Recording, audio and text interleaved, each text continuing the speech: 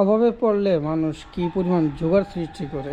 এখন আমি বাসার উপরে আসছি, আমার কাছে চামচ নাই, বা ওই যে কাঠি বলে না যে এটা দিয়ে নাড়াচাড়া করে, এটা নাই।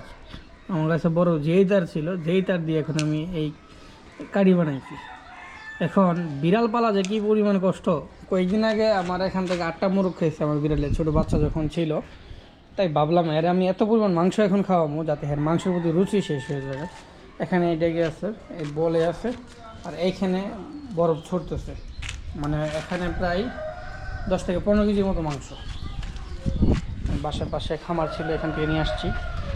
যাই হোক, এই দুইটারে আমি এত পরিমাণ মাংস খাওয়াবো যাতে এই দিয়ে একবারে মাংস খায়া না লড়তে পারে। এখন সিদ্ধ করতেছি, সিদ্ধ করে এগুলো ব্লেন্ডার করবো যাতে যে একদম কিমা বানিয়ে দিব।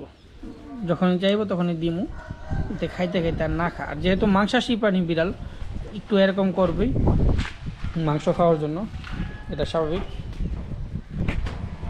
তো যাই হোক, এখন আগে এগুলো সিদ্ধ করি। আমি যে সবসময় কাম বাড়াই, এটি আর একটা লক্ষণ। গ্যাস বাঁচানোর জন্য আমি উপরে আসছি, যেহেতু সিলিন্ডার গ্যাস।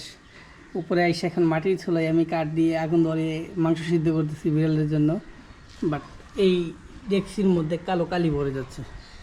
খবর আছে এখন আমার বোন যদি বাসায় আসে আর আয়সা দেখে গ্যাস বাঁচানোর জন্য আমি এখন ডেকচি নষ্ট করে বলছি, তাহলে তো এখন কোনটা ভালো কাজ আমি বুঝতেছি না। এই বাইরে এসে মাটির চুলাই ডেক কালো করে, মানে ডেকসি আর কি কালো করে রান্না করে, নাকি ভিতরে গিয়ে বাসার ভিতরে গ্যাস দিয়ে গ্যাস শেষ করা।